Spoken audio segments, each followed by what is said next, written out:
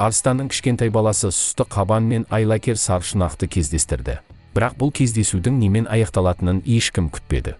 Бұл Король Лев фильмі және ол сіздердің назарларыңыздың үстінен күн шығып, аңдар мен құстар жаңа күннің басталуын қарсы алады. Барлық жануарлар ата-баба жартасына қарай бет алады. Мәселенің бәрі Муфаса есімді саваннаның патшасы мұрагерлі болды және барлығы тағатсыздана соны көргісі келіп тұр. Бәрінен де жақын Рафики келеді. Ол бақсы әрі патшаның жақын досы. Біз Муфасаның әйелін, Сараби есімді ұрғашы арыстанды және оның құртақандай нәрестесі Симбаны көреміз. Рафики арнау рәсімін жасап, сәбиді қолына алады және оны саваннаның тұрғындарына көрсетеді. Барлық аңдар Муфасаның мұрагерін қарсы алып, болашақ патшаларының алдында бастарын иеді. Кішкентай тышқан тамақ іздеп, жартастар мен тастарды кезіп жүр. Ол үлкен, қараңғы үңгірдің ішіне жүгіріп кіреді де ол жерден бидайды тауып алады. Осы сәтте оны Тыртық есімді арыстан аулайды. Ол Муфаси патшаның інісі. Үңгірге Зазу есімді құс ұшып кіреді. Ол жергілікті хатшы және өте көп сөйлейді. Оның кесірінен Тыртық өзінің жемтігін жіберіп алады. Зазу арыстанға мұнда Муфасаның келе жатқанын хабарлайды және ол өте қапалы. Ашулы Тыртық бәді құсты жемек болады, бірақ оны Муфаса тоқтатады. Саваннаның патшасы бауырынан оның неліктен Симбаның туылған күніне арналған рәсімге келмегенін сұрайды. Тыртық бұл туралы мүлдем ұмытып кеткенін айтып, Муфасаға арқасымен бұрылады. Ағайындылардың арасында төбелес орын ала жаздайды. Тыртық Муфасаның күштірек екенін түсінеді, сондықтан өз жөнімен кетіп қалады. Кеш батады. Рафики жарқырау қоңыздарға ойлана қарап отыр және қабырғаға Симбаның суретін бейнелейді. Содан кейін қуана қолдарын жоғары көтереді. Біраз уақыт өтеді. Кішкентай Симба әкесін оятады. Олар таңертең өз мүліктерін аралап шығулары қажет. Муфаса ұлымен бірге ата-бабалар жартасына көтеріледі және арыстан патшалығына көз жүгіртеді. Баланы қараңғы жартастардың арғы жағында не жатқаны қызықтырады, бірақ патша ұлының ол жаққа баруына тыйым салады. Муфаса мен Симба саваннада серуендеп жүр. Әкесі ұлына барлық жануарларды бірдей құрметтеу өте маңызды екенін түсіндіреді, өйткені олардың барлығы өмірдің үлкен шеңберімен байланысты. Арыстандарға Зазу ұшып келіп, жергілікті жаңалықтарды баяндайды. Симбаның Зазуға аңшылық құрғысы келеді және әкесі ұлына мұны қалай дұрыс жасау керектігін үйретеді. Олардың жерлерінде шии бөрілердің пайда болғанын біліп, Муфаса Симбаны басқа марғаулармен бірге ойнау үшін үйге жібереді. Бірақ Симбаны тастардағы үлкен қоңыз көбірек қызықтырады.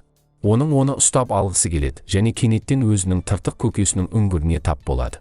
Айлакер арыстан жиеніне қараңғы жартастардың арғы жағында нағыз пілдер зираты бар екенін айтады. Бұл жер аңызға айналған. Симба өзінің дос қызы Налаға сол жаққа баруды ұсынады. Зазу олардың қастарында ұшып жүр, өйткені ол балаларға қарауға міндетті. Әңгімеші құс олардың есейгенде міндетті түрде үйленетініне сенімді. Арыстанның балалары күледі және мұның мүмкін екеніне сенбейді. Олар саваннаның басқа тұрғындарына жасырынып, өздерінің жалықтырарлық қарауылдарынан құтылуға тырысады, бірақ Зазу оларды үнемі тауып ала береді. Алайда бұл арыстанның марғаулары өте қыңыр және бәрібірде қара жартастардың арғы бетіне қашып кетеді. Мұңды, пілдер зираты тура сол жерде орналасқан болса керек. Мұнда сүйектер өте көп және бұл жер айтарлықтай қорқынышты көрінеді. Жартастардан шии бөрілер пайда болады. Олардың саны өте көп және олар мәмілеге келетін жыртқыштарға ұқсамайды. Оларды Шэнзи басқарады. Ол олардың іштеріндегі ең үлкені әрі ең мықтысы. Зазу ұшып келіп, балалардың қашып кете алулары үшін шии бөрілердің назарын өзіне аударады. Симба мен Нала бар күштерімен жүгіреді, алайда шии бөрілер оларды қуып жетеді де қоршауға алады. Құтқарылу мүмкіндігі жоқ. Симба шии бөрілерге ырылдайды, бірақ олар оның үстінен тек күледі. Бірақ кенеттен. Бірақ бұл Симбаның емес, Муфасаның айбаты.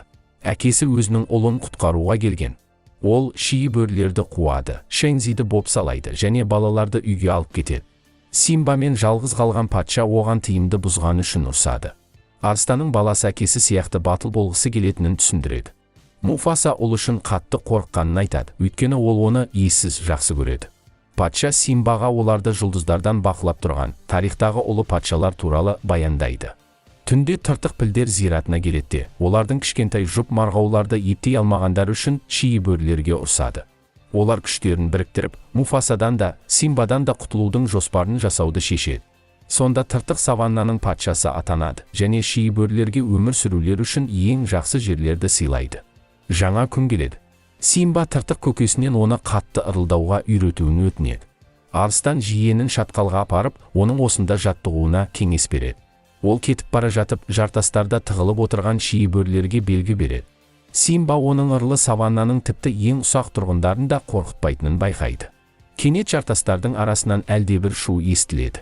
Бұл сайдан өтіп бара жатқан бөкендер тобыры. Симба оны таптап кетпеулер үшін бірден қашуға ұмтылады. Сөйтсе бұл бөкендерге шие бөрілер тап беріпті. Тыртық Муфасаға жүгіреді және Симбаны сайдағы бөкендер үйірі таптап кеткелі жатқанын хабарлайды. Патша бірден ұлын құтқаруға ұмтылады. Симба шіріген ағаштың бұтасында жан сақтап тұруға тырысуда. Оған Зазу ұшып келеді. Бұта міне сынғалы жатыр және Муфаса шатқалдағы ұлына қарай секіреді. Ол Симбаны жартастың шетіне қояды, бірақ өзі жерге сырғып кетеді және оны бөкендер таптай бастайды. Жараланған Муфаса жартасқа өрмелеуге тырысады, бірақ онда оны сатқын тыртық күтіп тұр. Муфаса бауырынан көмек сұрап жалбарынады, бірақ ол патшаның иманы саламат болсын деген сөздермен Муфасаны жартастан бөкендердің тұяқтарының астына құлатады. Табын